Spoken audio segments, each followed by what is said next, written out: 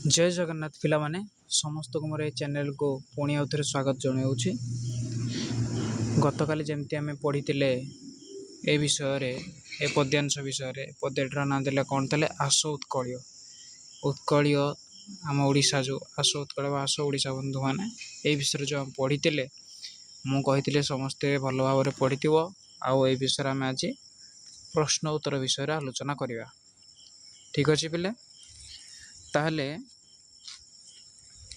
आरंभ करने पूर्व पुणी आउ थे गोटे कथा कही रखा चाहूँगी। काली पिले समस्त को मुझे कही कि पिले सबू भिडियो भी मुझे कही आसी कि पिले आम जहाँ भी किछि पढ़ुचे बा पढ़ा सबू किछि पिले समस्ते कौन कर मिलमिशिकी तार प्रश्न उत्तर बनैब निजे निजे विषयटी को पढ़ पद्यटी को पढ़ से भितर निजे प्रश्न बनैब ता सहित निजे उत्तर भी लिख और ताको बार बार प्रैक्टिस कर बुझल पिले। तो विशेष किछि आउ डेरी न करी आमे आरंभ करिबा आस उत्कल पद्यर प्रश्न उत्तर गुड़िक।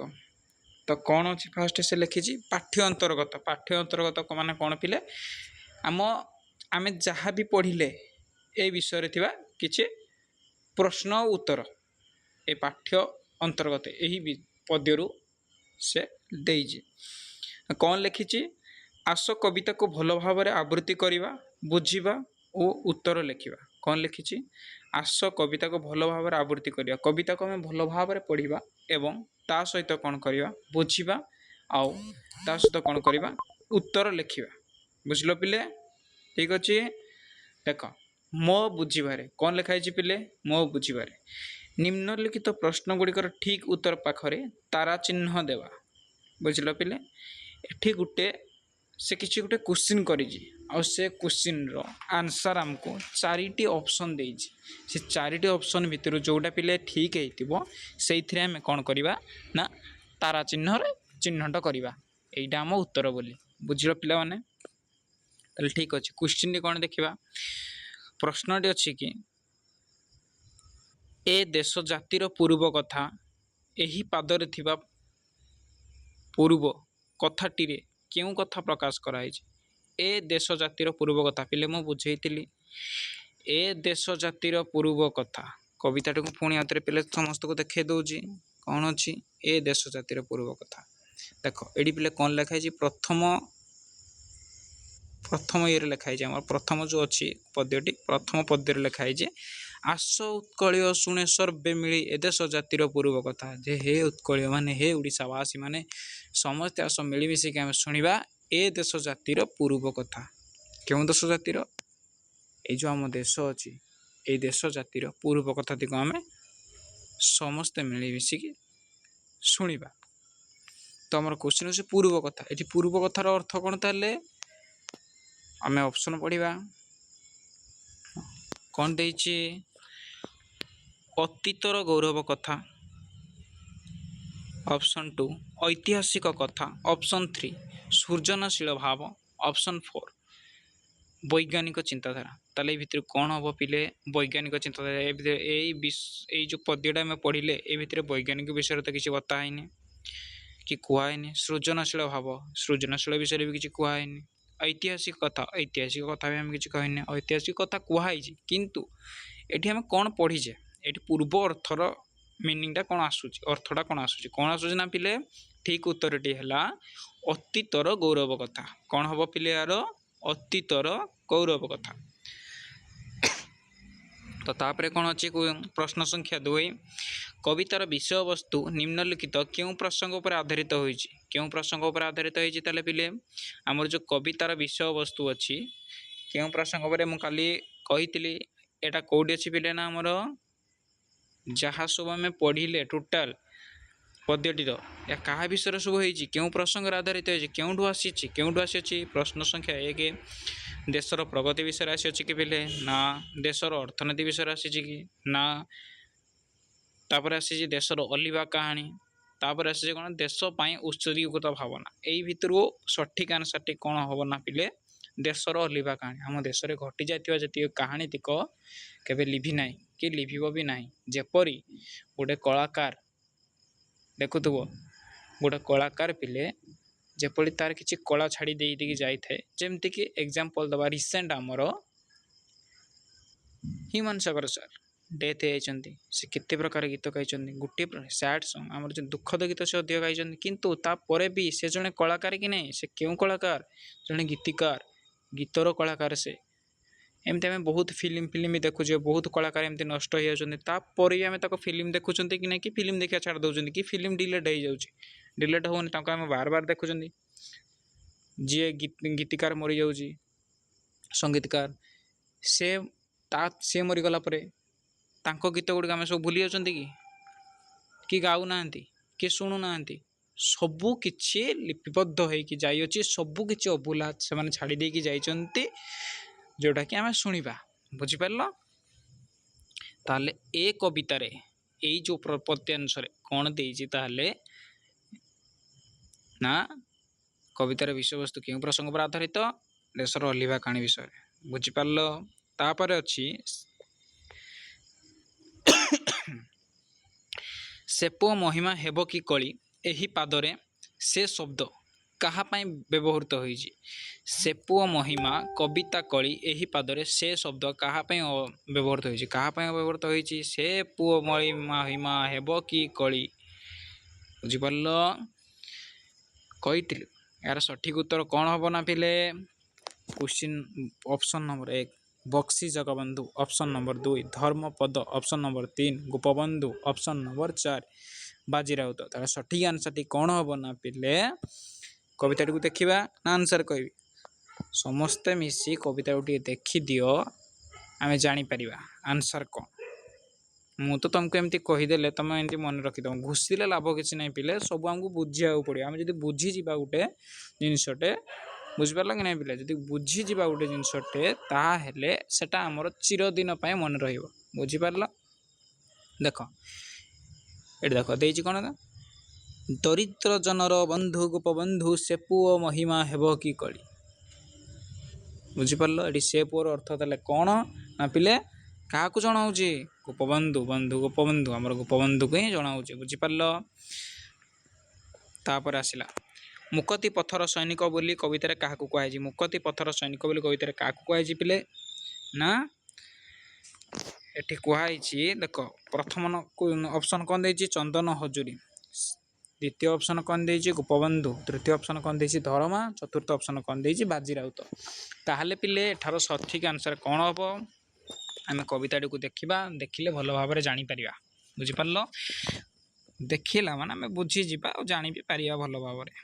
ଦେଖ କ'ଣ ଅଛି ନା ପିଲେ? ବାଜିରାଉତର ନାଁ ଲୁଚି ନାହିଁ, ମୁକତ ପଥର ସୈନିକ ସେହି। ତାହେଲେ ଏଠି ମୁକତି ପଥର ସୈନିକ ବୋଲି କାହାକୁ କୁହାଯାଇଛି ପିଲେ? କାହାକୁ କୁହାଯାଇଛି? ନା ବାଜିରାଉତକୁ କୁହାଯାଇଛି। ବୁଝିପାରିଲ? ତାପରେ କ'ଣ ଦେଇଛି? ତୁମ ସାଙ୍ଗମାନଙ୍କ ଭିନ୍ନ ଭିନ୍ନ ଉତ୍ତର ବାଛି ଥାଇପାରନ୍ତି, ତୁମେ ଏଇ ଉତ୍ତର ଗୁଡ଼ିକ କାହିଁକି ବାଛିଲ ତାହା ତୁମ ସାଙ୍ଗମାନଙ୍କ ସହିତ ଆଲୋଚନା କର। ନା କ'ଣ ବୁଝିଲ ପିଲେ? ଦେଖ ମୁଁ ଏବେ ତୁମମାନଙ୍କୁ ଯାହା ସବୁ ପଢ଼େଇଥିଲି ସେ ବିଷୟରେ ଆମେ କିଛି ପ୍ରଶ୍ନ ଉତ୍ତରର ଆଲୋଚନା କଲେ। ଏଇ ଯେଉଁ ଆମେ କାହା ଭିତରେ ଆଲୋଚନା କଲେ? ଗୋଟେ ଶିକ୍ଷକ ଆଉ ଗୋଟେ ଛାତ୍ରଛାତ୍ରୀମାନଙ୍କ ଭିତରେ ଆମେ ଆଲୋଚନା କଲେ। କିନ୍ତୁ ଏବେ ଏ ପ୍ରଶ୍ନ ଉତ୍ତର ଆମେ କାହା ଭିତରେ ଆଲୋଚନା କରିବା? ସାଙ୍ଗ ଭିତରେ ଆଲୋଚନା କରିବା।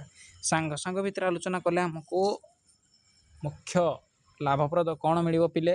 ନା ଆମର ମନେ ରହିବ। ଦେଖ ପିଲେ, ପାଠ ପଢ଼ିବା ପାଇଁ ଆମକୁ ଗୋଟେ ଇଚ୍ଛା ଶକ୍ତି ଦରକାର, ମନୋଭାବ ଶକ୍ତି ଦରକାର। ବୁଝିପାରିଲ ପିଲେ? ଆମେ ଯଦି ପାଠ ପଢ଼ିବାର ଇଚ୍ଛା ଶକ୍ତି ଥିବ, ମନୋଭାବ ଥିବ, ତାହେଲେ ଆମେ ଯେକୌଣସି ପ୍ରକାରରେ ବି ପାଠଟି ପଢ଼ିବା। ଯେମିତି ଆମେ ଗୋଟେ ଲକ୍ଷ୍ୟ ରଖନ୍ତି, ମଜାମସ୍ତି କରିବାର ଗୋଟେ ଲକ୍ଷ୍ୟ ରଖନ୍ତି। ଆମେ ଭୋଜି କରିବାରେ, ଆମେ 24 ତାରିଖ ଭୋଜି କରିବା କି 23 ତାରିଖ ଭୋଜି କରିବା, ଏମିତି କଥାବାର୍ତ୍ତା ହୁଅନ୍ତି। ତ ଆମେ ଗୋଟେ ମୂଳ ଲକ୍ଷ୍ୟ ରଖନ୍ତି, ଆମେ ସେଇଦିନ ଯେମିତି ହେଲେ ଗୋଟେ ଭୋଜିଟା ହେବ। ପାଠ କଥା ଛାଡ଼ିଦିଅ, ପାଠରେ ତ ଏମିତିରେ ଅଧିକାଂଶ ପିଲା ଏମିତି ଏତେ ମନ ଦିଅନ୍ତିନି, କମ୍ପିଟିସନ୍ କରନ୍ତିନି। କିନ୍ତୁ ଆମେ ଗୋଟେ ଭୋଜି ପାଇଁ କମ୍ପିଟିସନ୍ କଲେ, ଭୋଜିଟା ନିହାତି ସାଙ୍ଗମାନଙ୍କ ଭିତରେ କରୁଛେ। ସେହିପରି ଆମେ ଗୁରୁତ୍ୱ ଦେବା ଗୋଟେ ପାଠକୁ। ଯଦି ଆମେ ଗୋଟେ ପାଠକୁ ଗୁରୁତ୍ୱ ଦେବା, ଯଦି ଏ କ୍ୱେଶ୍ଚିନ୍ ଆନ୍ସର୍ ଆମକୁ ବାର ପଢ଼ିବା ପରେ ବି ମନେ ରହୁନି, ତାହେଲେ ଆମେ କ'ଣ କରିବା? ଲେଖିବା ପଢ଼ିବା ମନେ ରହିବ। ନଚେତ୍ ଯେପରି ଭାବରେ ମୁଁ କହିଥିଲି ପ୍ରଶ୍ନ ଉତ୍ତର ବନେଇବ ନିଜେ, ଅଟୋମେଟିକ୍ ହେବ। ନଚେତ୍ ଆହୁରି ଗୋଟେ ବି ଅପସନ୍ ଅଛି, ଆମେ ସାଙ୍ଗମାନଙ୍କ ଭିତରେ ଆଲୋଚନା କରିବା। ହେଲା ପିଲେ?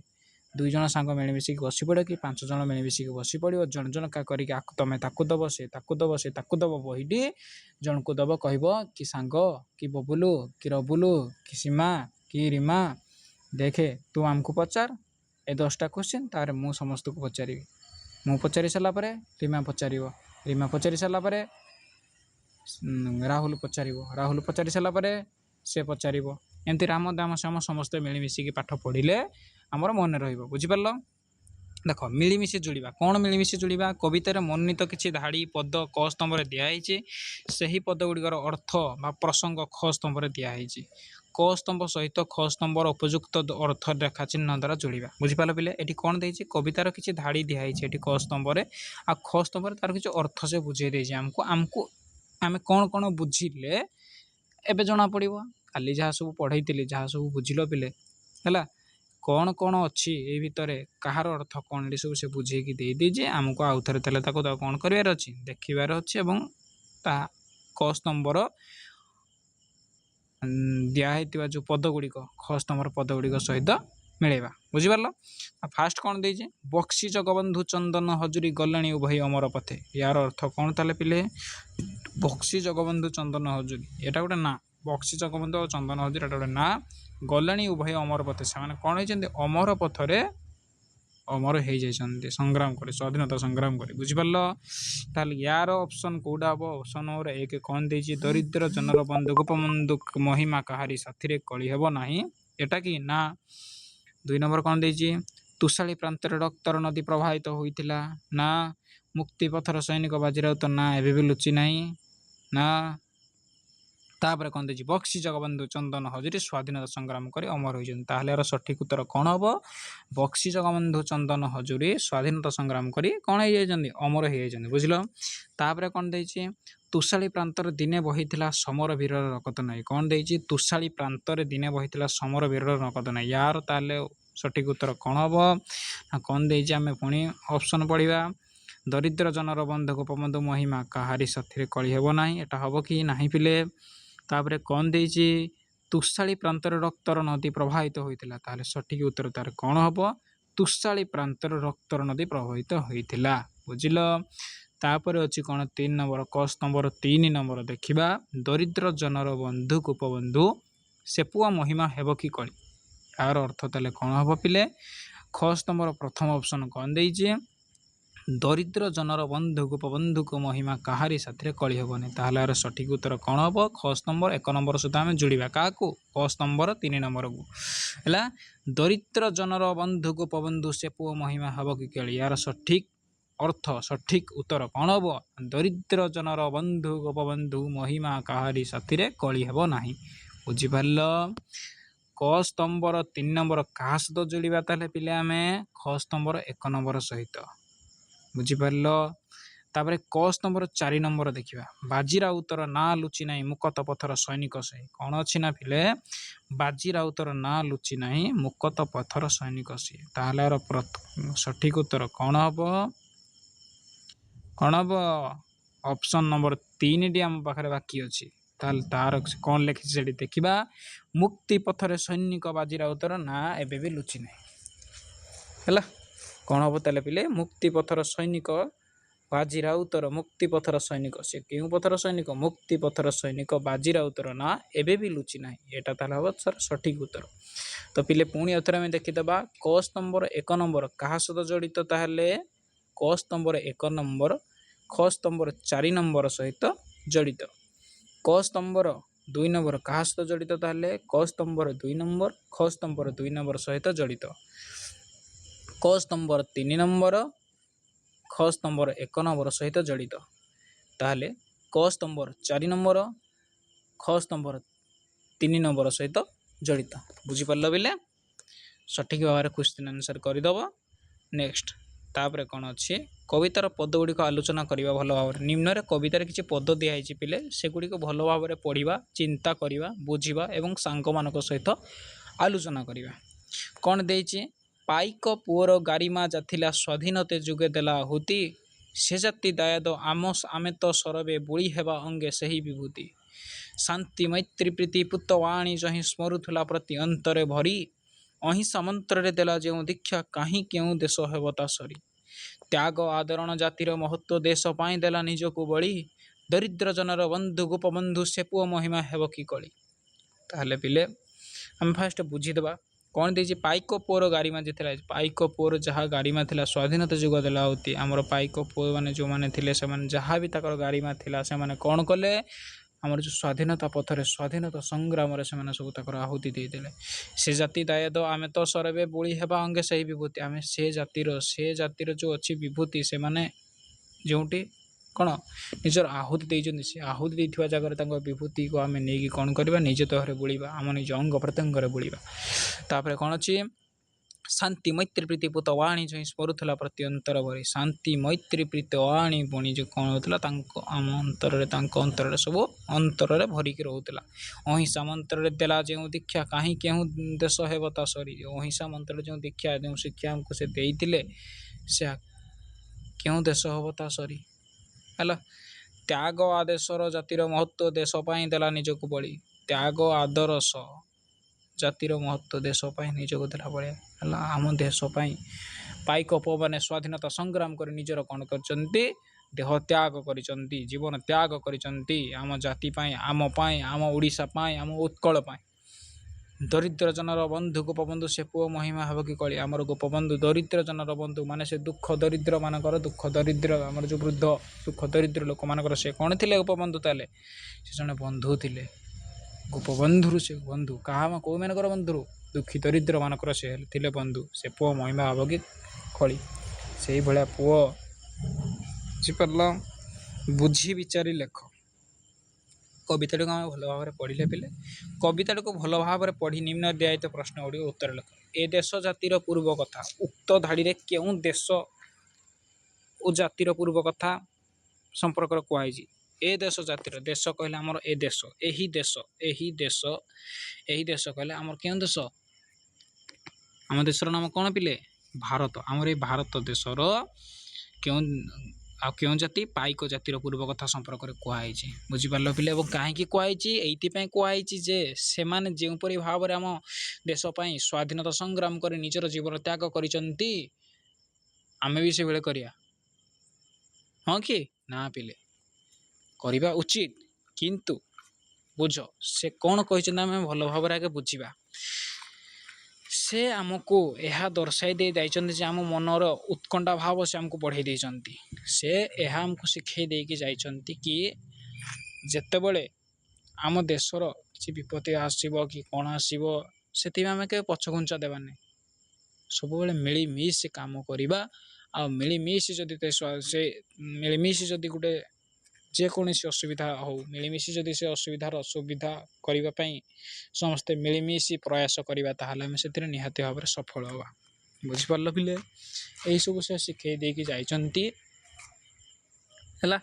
ତାପରେ କ'ଣ ଯେ ବକ୍ସି ଜଗବନ୍ଧୁ ଚନ୍ଦନ ହଜୁରୀ କେଉଁ ପଥର ପଥିକ ଥିଲେ। ସେମାନେ ଥିଲେ ଦୁଃଖୀ ଦରିଦ୍ର ମାନଙ୍କର ଯେଉଁ ଅସୁବିଧାରେ ଯେଉଁମାନେ ଜୀବନଯାପନ କରୁଥିଲେ, ସେମାନଙ୍କ ଦୁଃଖ ଦରିଦ୍ର, ସେମାନଙ୍କର ଦୁଃଖପୂର୍ଣ୍ଣ ଭାବ, ଦୁଃଖପୂର୍ଣ୍ଣ କାର୍ଯ୍ୟକୁ ଏମାନେ ଦେଖିକି ସହି ପାରିନଥିଲେ ଏବଂ ମାନେ ତାଙ୍କର ଉତ୍ତମ ପଥରେ ପଥିକ ଥିଲେ। ସେମାନେ କେଉଁ କାର୍ଯ୍ୟ ପାଇଁ ଅମର ଥିଲେ, ତାହେଲେ ସେମାନେ ଦୁଃଖୀ ଦରିଦ୍ର ମାନଙ୍କର କାର୍ଯ୍ୟ ପାଇଁ ଅମର ଥିଲେ। ସେ ଜାତି ଦାୟଦ ଆମେ ତ ସରାଇବେ, ଉକ୍ତ ପଦରୁ ତୁମେ କ'ଣ ବୁଝିଲେ। ସେ ଜାତି ଦାୟଦ ଆମେ ତ ସରାଇବେ, ସେ ଜାତି ଦାୟଦ ଆମେ ତ ସରାଇବେ। ଏଠି ଲେଖିଛି କି ପିଲେ ସେ ଜାତି ଦାୟଦ ଆମେ ତ ସରାଇବେ, ନା ଲେଖିନି? ଲେଖିଛି କି? ଲେଖିନି। ତାହେଲେ ଆମେ ଦେଖିବା କ'ଣ ଅଛି।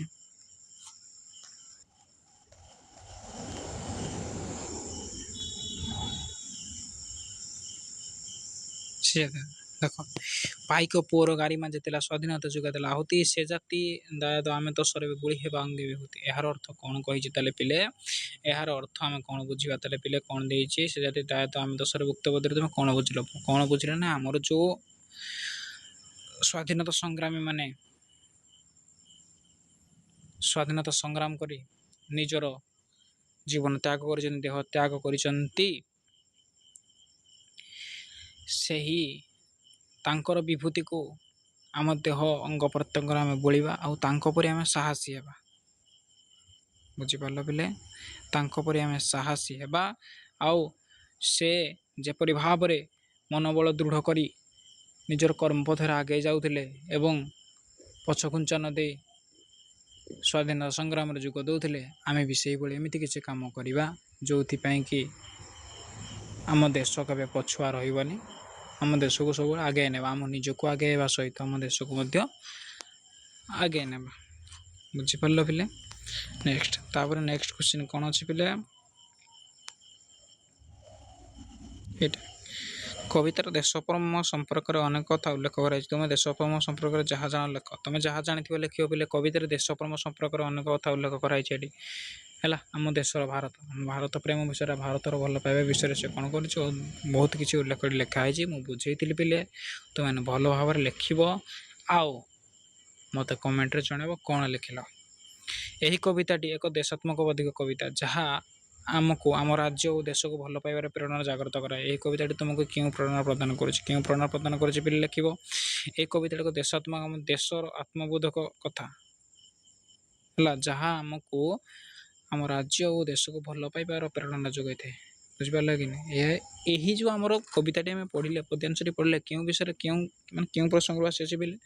ଆମର ଅତୀତରେ ଯାହା ସବୁ ଅଲିଭା କଥା କାହାଣୀ ହେଲା, ଅଲିଭା କାହାଣୀଟିକ ସବୁ ଘଟିଯାଇଛି, ସବୁ ସେ ବତେଇ ଦେଇଛି। ଆମେ କିପରି ଭାବରେ ଦେଶକୁ ପ୍ରେମ କରିବା, କିଭଳି ଭାବରେ ଆମର ସ୍ୱାଧୀନତା ସଂଗ୍ରାମୀ ମାନେ, ଏଠି ତ 2 ଜଣ ସ୍ୱାଧୀନତା ସଂଗ୍ରାମୀ ବିଷୟରେ କୁହାଯାଇଛି। ଜଣେ ହେଲା ବାଜି ରାଉତ ଆଉ ଜଣେ ଗୋପବନ୍ଧୁ ଦାସ, ଆମର ବନ୍ଧୁ ଗୋପବନ୍ଧୁ ହେଲା। 2 ଜଣଙ୍କ ବିଷୟରେ କୁହାଯାଇଛି ପିଲେ।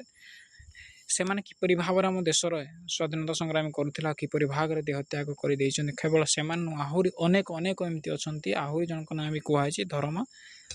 ଅନେକ ଏମିତି ଅଛନ୍ତି ବୀର ପୁରୁଷମାନେ। ଆଗକୁ ଗଲେ ନିହାତି ଭାବରେ ପଢ଼ିବ ପିଲାମାନେ।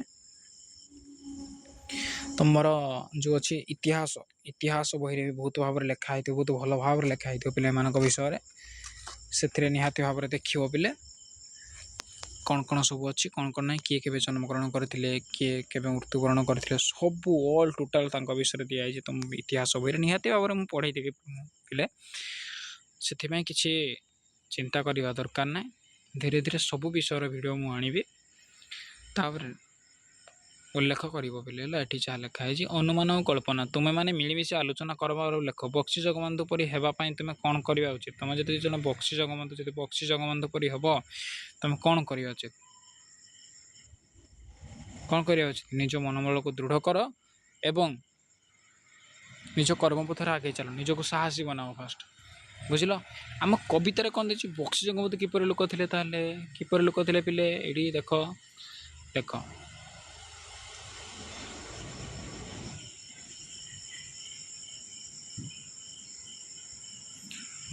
ଏଠି କୋଉଠି ଲେଖା ହେଇଛି ପିଲେ ଦେଖ। ବକ୍ସି ଜଗବନ୍ଧୁ ଚନ୍ଦନ ହରୁଛି ଗଲାଣି ଉଭୟ ଅମର ପଥେ, ଯଶ କି ତାଙ୍କର ହବନି ମଳିନ, ଅମଳିନ ପ୍ରଥା ଜଗତେ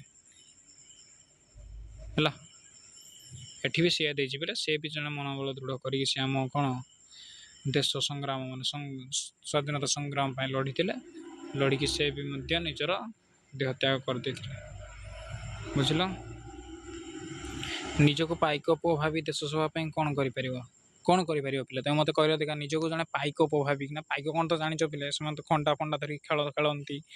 ବୁଝିଲ? କ'ଣ କରିପାରିବ? ମନେକର ଆମ ଦେଶ ଭିତରେ ପଶିଗଲେ କିଛି ଆତଙ୍କବାଦୀ, ତମେ କ'ଣ କରିବ? କ'ଣ କରିବ ପିଲେ କୁହ?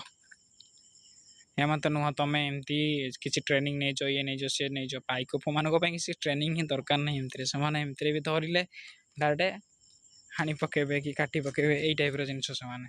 ତାଙ୍କ ପାଖରେ ଖଣ୍ଡା ଥାଏ, ସେମାନେ ଖଣ୍ଡା ଚଲେଇ ଶିଖିଛନ୍ତି। ଛୋଟବେଳୁ ସେମାନଙ୍କ ବାପା ମା' ହଉ, ତାଙ୍କ ପୂର୍ବ ପିଢ଼ି ପୁରୁଷ ସେମାନେ ଛୋଟବେଳୁ ସେମାନେ ଖଣ୍ଡା ଧରିବା ଶିଖିଥାନ୍ତି। ବୁଝିପାରିଲ? ଖଣ୍ଡା କ'ଣ ଜାଣିଥିବ ପିଲେ? ଆମର ଏଠି ଯେଉଁ ଗୋଟେ ଫଟୋଟେ ଦେଖୁଥିବ, ବକ୍ସି ଜଗବନ୍ଧୁ ଯଦି ଧରିଛନ୍ତି ଗୋଟେ ଖଣ୍ଡା, ସେଇ ଟାଇପ୍ର।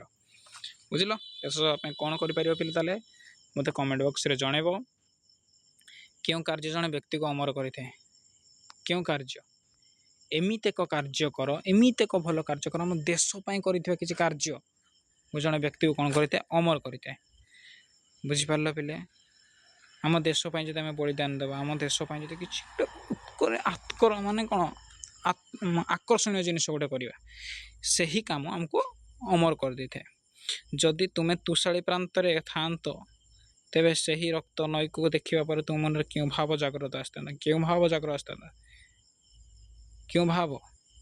ନିଜ ମନରେ ଆହୁରି ଏକ ମାନେ କ'ଣ ଗୋଟେ ଆହୁରି ଏକ ମନୋବଳ ତୁମର କ'ଣ ହେଇଥାନ୍ତା କୁହନି? ଆହୁରି ମାନେ କ'ଣ ଜାଗ୍ରତ ହେଇଥାନ୍ତା।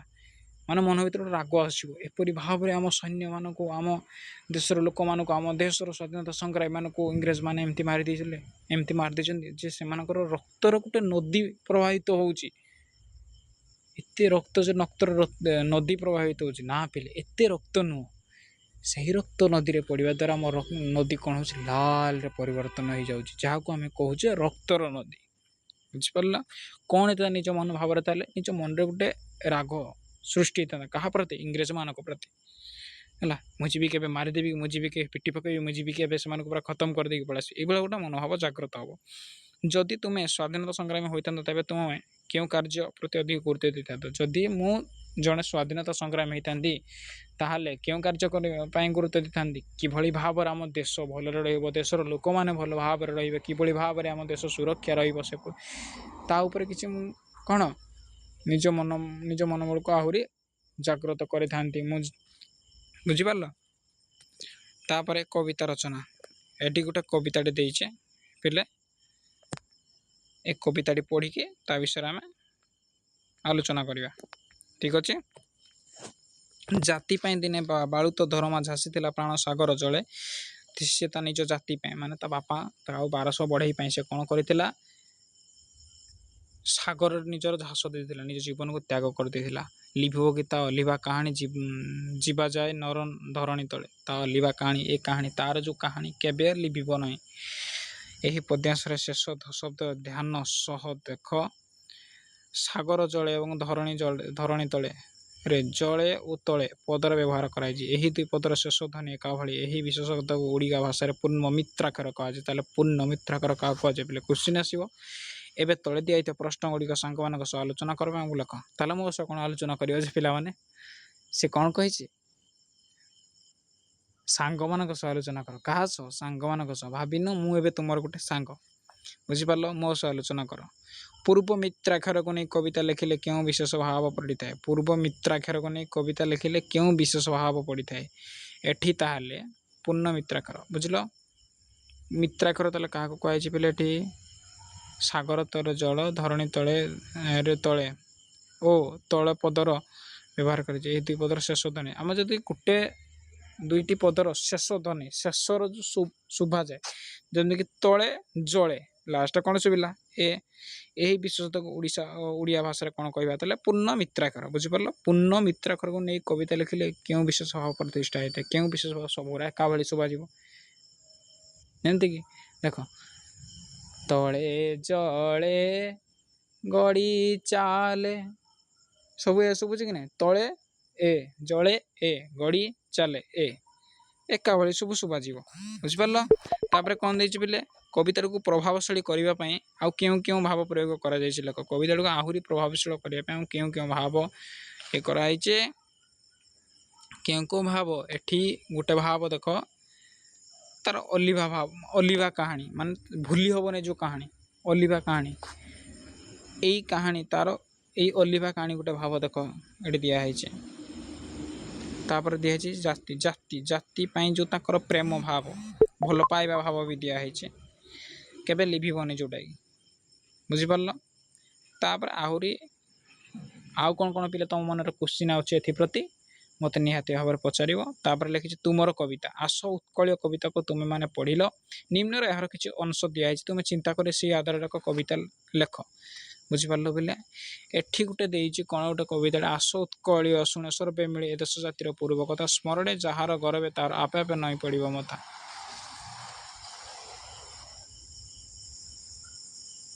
ଏଇ ଯେଉଁ କବିତାଟି ଏବେ ମୁଁ ଯେଉଁ ପଢ଼ିଲି ଏବେ, ବା ଏଠି ଯେଉଁ ଲେଖା ହେଇଛି ପିଲା, ଦେଖୁଥିବ କ'ଣ ଲେଖା ହେଇଛି। ମୁଁ ଆଉ ଟିକେ ଜୁମ୍ କରିନା ଦେଖି ଦେଉଛି ପିଲେ।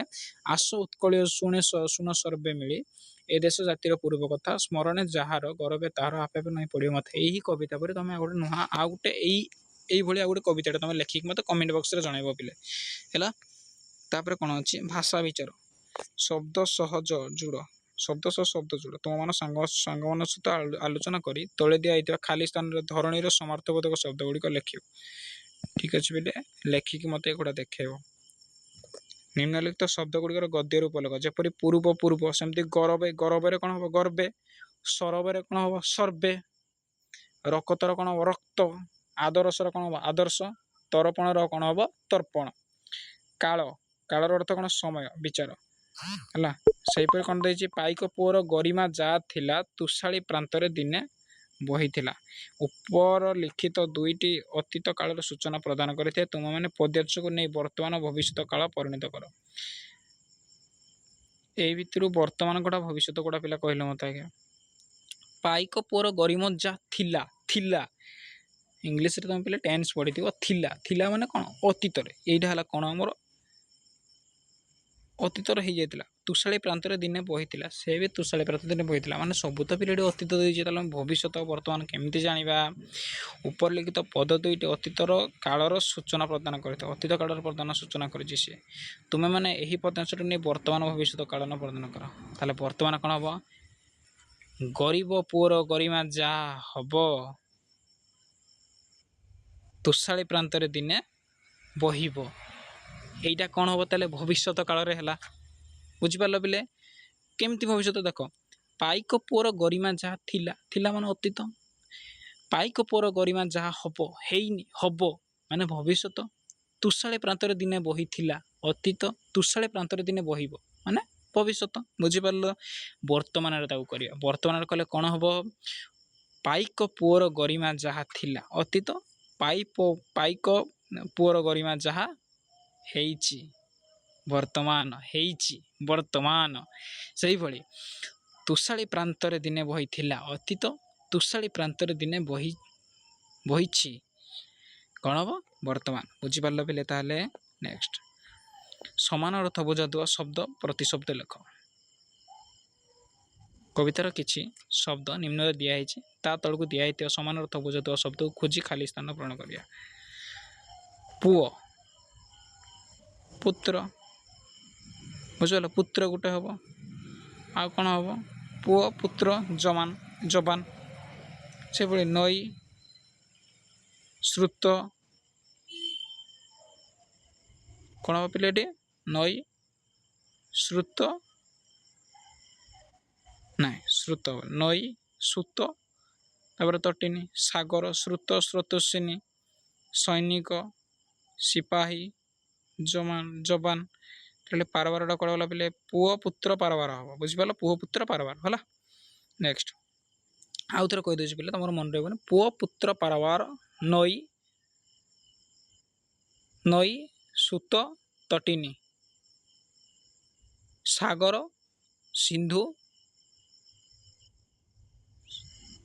सिंधु स्रोतस्विनी सैनिक सिपाही जवान तापर कौन देचे कवितार शीर्षक है आस उत्कल शुण सर्वे मिली ए देश जातिर पूर्व कथा यही कवितार शीर्षक आस उत्कल अनेक समय कविता मान कवितार एक धाड़ी को कवितार शीर्षक भाव में व्यवहार करी जदि तुम्हें कवितार अन्य गोटे धाड़ी कवितार शीर्षक भाव बाछिच तेज कहीं बाछिल लेख लेखिब बेले आस उत्कल शुण सर्वे मिली ए देश जातिर पूर्व कथा यही कवितार शीर्षक आस उत्कल है आउ कौन सेमती बाछिच पे आउ गोटे सेमती हो पार कौन हो पार मुझे पे गोटे कहीदेवी भितर कौन कहे कौन हो पार ताले पे देखा आम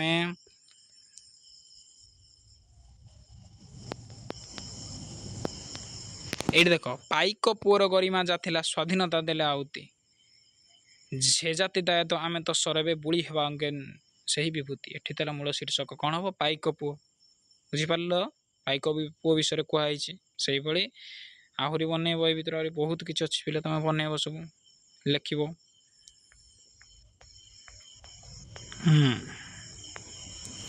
पाठ्य बहिर्भूत पाठ्य बाहर सब पे सब तुम कर तुम कथा मान तुम मैंने कर किसी चित्र तले दि जाइए से ही चित्र गुड़िक तुम मैंने देश प्रेम आधारित बोली भावुच है ठीक चिन्ह दबा ये भर कौ देश प्रेम बोली तुम भावुच यही जो से फूल गचरे पानी दूसरा देश प्रेम कि नुह हाँ ठीक तापर ये जो टीवी फीवी देखना सब पकाऊ देश को देश प्रेम ना भूल ये सब लड़े घड़े जो कर लड़े तो ना क्रिकेट खेल सब देश प्रेम क्रिकेट हाँ देश क्रिकेट भी को खेला होनी ठीक तापर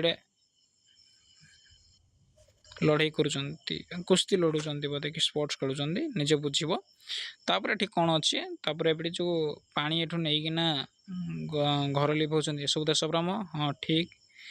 ତାପରେ ଏଠି ପିଲାମାନେ ସଫା କରୁଛନ୍ତି ଗୋଟେ ବଗିଚାରେ, ଏସବୁ ଦେଶପ୍ରେମ, ହଁ ଠିକ୍। ଏଠି କିଛି ଷ୍ଟୁଡେଣ୍ଟସ୍ ବା କିଛି ଛାତ୍ରମାନେ ବା ଛାତ୍ରଛାତ୍ରୀମାନେ ଗୋଟେ ସୈନିକକୁ ଉପହାର ଦେଉଛନ୍ତି, ସ୍ୱାଗତ ଜଣାଉଛନ୍ତି, ଏସବୁ ଠିକ୍।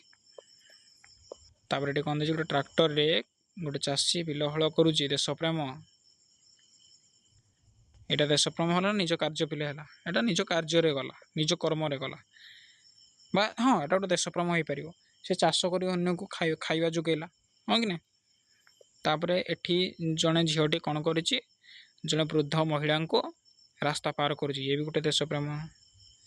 ଏଠି ଆଉ ଗୋଟେ କ'ଣ ହେଉଛି, 2 ଜଣ ଛାତ୍ରଛାତ୍ରୀ ମିଶି ଗୋଟେ ଦରିଦ୍ର ବୁଢ଼ାର ଦୁଃଖ ବୁଝୁଛନ୍ତି, ଇଏ ବି ଜଣେ ଦେଶପ୍ରେମ ପିଲେ। ତାପରେ କ'ଣ ଅଛି, କିଛି ଛାତ୍ରଛାତ୍ରୀମାନେ ମିଶି ଆମର ଏଠି ତ୍ରିରଙ୍ଗା ପତାକା ଆଗରେ ଜାତୀୟ ସଙ୍ଗୀତ ଗାନ କରୁଛନ୍ତି, ଇଏ ବି ଗୋଟେ ଦେଶପ୍ରେମ। ଏଠି ଆଉ ଗୋଟେ ପିଲା କ'ଣ କରୁଛି, ଗୋଟେ କାନ୍ଥରେ ଚିତ୍ର ବନଉଛି, ଇଏ ଗୋଟେ ଦେଶପ୍ରେମ କି ନା। ଏଠି ଆଉ ଗୋଟେ ପିଲା କ'ଣ କରୁଛି, ବ୍ୟାଙ୍କରେ କ'ଣ କରୁଛି, ପିଲା ସବୁ ଲୋକମାନେ ଧାଡ଼ିରେ ଲାଇନରେ ରହି ତାଙ୍କର ପଇସା ଡିପୋଜିଟ୍ କରୁଛନ୍ତି ବା ଜମା କରୁଛନ୍ତି, କିଛି ଲୋକ ଉଠାଣ କରୁଛନ୍ତି, ଇଏ ଗୋଟେ ଦେଶପ୍ରେମରେ ଯିବ କି ପିଲା ନା। ତାପରେ ଏଠି ଗୋଟେ କ'ଣ ଲେଖିଛି, ଗୋଟେ ଝିଅଟେ ଗୋଟେ ବୋର୍ଡ଼ରେ ଏଠି ଲେଖିଦେଇଛି କ'ଣ, ଫୁଲ ଛିଡ଼ାନ୍ତୁ ନାହିଁ, ଇଏ ଗୋଟେ ଦେଶପ୍ରେମରେ ଯିବ, ଠିକ୍। ଏଠି ପାଣି ମାନେ ମାନେ କ'ଣ ବିନା କାର୍ଯ୍ୟରେ ନଷ୍ଟ କରୁଛନ୍ତି, ଗୋଟେ ଦେଶପ୍ରେମ କି ନା। ଏଇଠି ବିନା କାରଣରେ ଏସି ଫ୍ୟାନ୍ ଲାଗିଛି, ଇଏ ଗୋଟେ ଦେଶପ୍ରେମ କି ନା। ଠିକ୍ ଅଛି ପିଲା। ତାପରେ କ'ଣ ଅଛି, ଆମର ଅସ୍ତ୍ରଶସ୍ତ୍ର, ପାଇକ ପୁଅର ଗରିମା ଯାହା ଥିଲା, ସ୍ୱାଧୀନତା ଯୁଗ ଦେଲା ଆହୁତି, ସୈନ୍ୟମାନେ ଯେ ଦେଶର ସୀମାକୁ ସୁରକ୍ଷା ଦେବା ପାଇଁ ବନ୍ଧୁକ, ତୋପ, ଖଣ୍ଡା ଇତ୍ୟାଦି ବ୍ୟବହାର କରନ୍ତି। ସେହିପରି ନିମ୍ନଲିଖିତ ବ୍ୟକ୍ତିମାନେ ସେମାନଙ୍କ କାର୍ଯ୍ୟ ସମ୍ପାଦନ କରିବା ପାଇଁ କ'ଣ କ'ଣ ବ୍ୟବହାର କରନ୍ତି। କବି କ'ଣ କରନ୍ତି, କବି ଲେଖନ୍ତି, ସେ କ'ଣ ତାଙ୍କ କାର୍ଯ୍ୟ ସମ୍ପାଦନ କରିବା ପାଇଁ ବ୍ୟବହାର କରିଥାନ୍ତି, ଗୋଟେ ଖାତା ଆଉ ତା ସହିତ ଗୋଟେ ପେନ୍, ବୁଝିପାରିଲ ପିଲେ। କୃଷକ ଚାଷ କରିବା ପାଇଁ କ'ଣ ବ୍ୟବହାର କରିଥାଏ, କୃଷକ ଚାଷ କେଉଁଥିରେ କରିଥାଏ, ଆଜିକାଲି ତ ସବୁ ଟ୍ରାକ୍ଟର ପାୱାର ଟିଲର ଲଗାଇ ଦେଇସାରିଲାଣି, ଆଗରୁ ନେଲେ କୃଷକମାନେ କେଉଁଥିରେ କରୁଥିଲେ, ଲଙ୍ଗଳ ଆଉ ବଳଦ। ତଥାପି କ'ଣ ତାଙ୍କ ପାଇଁ ସାମଗ୍ରୀ ଦରକାର, ଲଙ୍ଗଳ, ବଳଦ, ଗୋଟେ ପାଚନ ବାଡ଼ି। ଏବେ ବର୍ତ୍ତମାନ ପାଇଁ କହିବାକୁ ଗଲେ କ'ଣ ଆସୁଛି, ଟ୍ରାକ୍ଟର ସାହାଯ୍ୟରେ ଆମେ ସବୁ କିଛି କାମ ଚାଷ କରିଦେଉଛେ। ଗୋଟେ ଛାତ୍ର ପାଇଁ କ'ଣ ଦରକାର, ପଢ଼ିବା ପାଇଁ କିଛି ବହି, ଖାତା, ପେନ୍, ବୁଝିପାରିଲ। ବୈଜ୍ଞାନିକ ପାଇଁ କ'ଣ ଦରକାର, ସେଇଭଳି ବୈଜ୍ଞାନିକ ପାଇଁ ତା'ର ବିଭିନ୍ନ ପ୍ରକାର କେମିକାଲ ଦରକାର, ଆଉ ବିଭିନ୍ନ ପ୍ରକାର ତା ପାଇଁ ପ୍ରାକ୍ଟିକାଲ ବି ଦରକାର। ସେ ପ୍ରାକ୍ଟିକାଲ ମାନେ ହ୍ୟୁମାନ ବଡ଼ି ଆଉ ଏମିତି ବହୁତ କିଛି ରାସାୟନିକ ପଦାର୍ଥ ତା'ର ଦରକାର। ଡାକ୍ତର ପାଇଁ କ'ଣ ଦରକାର, ସେ ଗୋଟେ ବେକରେ ଉଳାଇ ପିଲେ ଦେଖିଥିବ, ସେଇଟା କ'ଣ ପିଲେ, ଷ୍ଟେଥୋସ୍କୋପ୍ ହେଲା, ବୁଝିପାରିଲ। ଆମେ ଯେମିତି ପେନ୍ ବିନା କିଛି କରିପାରିବାନି, ଡାକ୍ତର ବି ସେମିତି ଷ୍ଟେଥୋସ୍କୋପ୍ ବିନା କିଛି ବି କରିପାରିବେ ନାହିଁ, ବୁଝିପାରିଲ। ଯେମିତି ଗୋଟେ ଇଲେକ୍ଟ୍ରିସିଆନ୍ ବିନା ଟେଷ୍ଟରେ ଗୋଟେ କାମ କରିଦେବ କି ନା, ସେହିଭଳି ଭାବରେ ଗୋଟେ ଡାକ୍ତର ତା ବିନା ଷ୍ଟେଥୋସ୍କୋପ୍ରେ କିଛି କାମ କରିପାରିବ ନାହିଁ। ତା ପାଇଁ କ'ଣ ଦରକାର, ଷ୍ଟେଥୋସ୍କୋପ୍ ହଉ, ସୁଇଚର୍ ମାନେ କଇଁଚି ହଉ, ବ୍ୟାଣ୍ଡେଜ୍ କପଡ଼ା, ଡେଟଲ୍, ହ୍ୟାଣ୍ଡ ଗ୍ଲୋଭ୍ସ, ମାସ୍କ ଇତ୍ୟାଦି ତା'ର ସବୁ ଦରକାର, ବୁଝିଲ। ତାପରେ କ'ଣ ଦେଇଛି, ତୁମ ଭାଷା ଓ ଗୀତ ହେଲା। ଶ୍ରେଣୀର ସମସ୍ତ ଛାତ୍ରଛାତ୍ରୀ ନିଜ ଭାଷାର ଦେଶପ୍ରେମ ସମ୍ପର୍କିତ କବିତା ଓ ଗୀତ ସଂଗ୍ରହ କରି ପଢ଼ ଓ ଲେଖ। ତୁମମାନଙ୍କ ପାଠରେ ଦିଆଯାଇଥିବା ଯେକୌଣସି ଗୋଟେ ଦେଶାତ୍ମବୋଧ ଗୀତକୁ ନେଇ ଶ୍ରେଣୀ ଘରେ ଅଭିନୟ କରିବ ପିଲେ। ତମର ଯେଉଁ ଏଇ ବହିଟି ଦିଆହେଇଛି ସାହିତ୍ୟ ସ୍ୱରୂପ, ଯେକୌଣସି ଗୋଟେ ବିଷୟ, ଯେକୌଣସି ଗୋଟେ ପଦ୍ୟାଂଶ ପଢ଼ି ତମେ ନିଜେ ଅଭିନୟ କରିବ। ଜଣେ ମହାତ୍ମା ଗାନ୍ଧୀ, ଜଣେ ବକ୍ସି ଜଗବନ୍ଧୁ, ଜଣେ ଗୋପବନ୍ଧୁ, ଜଣେ ଧରମା ଆଉ ଜଣେ କ'ଣ ବାଜିରାଉତ, ଏହିଭଳି ହେଇ ଗୋଟେ ଡ୍ରାମା କରିବ ପିଲେ ହେଲା, ବୁଝିପାରିଲ। ନେକ୍ସଟ କ'ଣ ଦେଇଛି, ତ୍ରିରଙ୍ଗା ପତାକା ବା ଜାତୀୟ ପତାକା ଦେଶର ଗର୍ବ ଓ ଗୌରବ। ସମସ୍ତେ ଜାଣିଥିବ ପିଲେ ଆମ ଜାତୀୟ ପତାକା କ'ଣ, ତ ଜାତୀୟ ପତାକାର ନାମ କ'ଣ ଥିଲା ପିଲେ, ତ୍ରିରଙ୍ଗା। ସିଏ ଆମ ଦେଶର ଗର୍ବ ଓ ଗୌରବ। ଯେକୌଣସି ଦିନ ଶୋଇବା ପୂର୍ବରୁ ତୁମେମାନେ ସମଗ୍ର ଦିନର ଚର୍ଚ୍ଚା ମନେ ପକାଇଥାଅ ହେଲା। ତାପରେ ଭାବ ଯେ ତୁମର କେଉଁ କାର୍ଯ୍ୟ ଜାତୀୟ ପତାକାକୁ ଖୁସି କରୁଛି ଆଉ କେଉଁ କାର୍ଯ୍ୟ ଜାତୀୟ ପତାକାକୁ ଦୁଃଖ ଦେଉଛି। ତମେ ଏମିତି ଭାବ ପିଲେ, ଦୈନନ୍ଦିନ ଜୀବନରେ ତୁମେ ଯାହା ବି କିଛି କରୁଛ ପିଲେ, A to Z ସକାଳୁ ଉଠିବା ସାରି ରାତି ଶୟନ ପର୍ଯ୍ୟନ୍ତ ଯାହା ବି କିଛି ତୁମେ କାର୍ଯ୍ୟ କରୁଛ, କେଉଁ ସବୁ କାର୍ଯ୍ୟତିକ ଜାତୀୟ ତ୍ରିରଙ୍ଗା ପତାକାକୁ ଖୁସି କରୁଛି ଆଉ ଦୁଃଖ ଦେଉଛି, କ'ଣ ପିଲେ ନିଜେ ସବୁ ଆଲୋଚନା କରିବ, ବୁଝିପାରିଲ। ତାପରେ କ'ଣ ଅଛି ଝରକାରୁ ଝରକାରୁ ତୁମ ଦେଶ ପ୍ରେମ ମୂଳକ କବିତା ଆସ ଉତ୍କଳ ପଢ଼ିଛ। ଏବେ ବିପିନ ବିହାରୀ ରାଉତଙ୍କ ଦେଶ ମାତୃକାର ସଭା ସମ୍ମିଳିତ ଯେଉଁ ଦେଶରେ ଗଙ୍ଗା ବହେ କବିତାକୁ ଭଲ ଭାବରେ ପଢ଼ ଓ ମନେ ରଖ। ପିଲେ ଯେଉଁ ଦେଶରେ ଗଙ୍ଗା ବହେ କବିତାକୁ ଭଲ ଭାବରେ ପଢ଼ିବା। କେବେ ପଢ଼ିବା ପିଲେ? କାଲି ପଢ଼ିବା। ଆଜି ପାଇଁ ଏତିକି ପିଲେ ସମସ୍ତେ ମନେ ରଖିତ ପିଲେ। ଯାହା ସବୁ ପଢ଼ାଗଲା ଆଉ ଯାହା ସବୁ ଆମେ ପ୍ରଶ୍ନ ଉତ୍ତର ଆଲୋଚନା କଲେ ଭଲ ଭାବରେ ପଢ଼, ମନେ ରଖ ଆଉ ତା ସହିତ ଲେଖ ଆଉ ବାରମ୍ବାର ତାକୁ ଅଭ୍ୟାସ କର। ଠିକ୍ ଅଛି ପିଲେ। ଜୟ ଜଗନ୍ନାଥ ପିଲାମାନେ। ବର୍ତ୍ତମାନ ଆଜିର ଭିଡ଼ିଓକୁ ମୁଁ ଏତିକିରେ ଶେଷ କରୁଛି। କାଲି ପୁଣି ଆଉ ଗୋଟେ ନୂଆ ଭିଡ଼ିଓରେ ଆମେ ଦେଖାହେବା। ବୁଝିପାରିଲେ ପିଲେ? କାଲି କ'ଣ ପଢ଼ିବା ପିଲା? ତାହେଲେ ଯେଉଁ ଦେଶରେ ଗଙ୍ଗା ବହେ। କ'ଣ ପିଲେ ପଢ଼ିବା? ଯେଉଁ ଦେଶରେ ଗଙ୍ଗା ବହେ। ଠିକ୍ ଅଛି ପିଲେ। Jay Jagannath. Thank you all of you.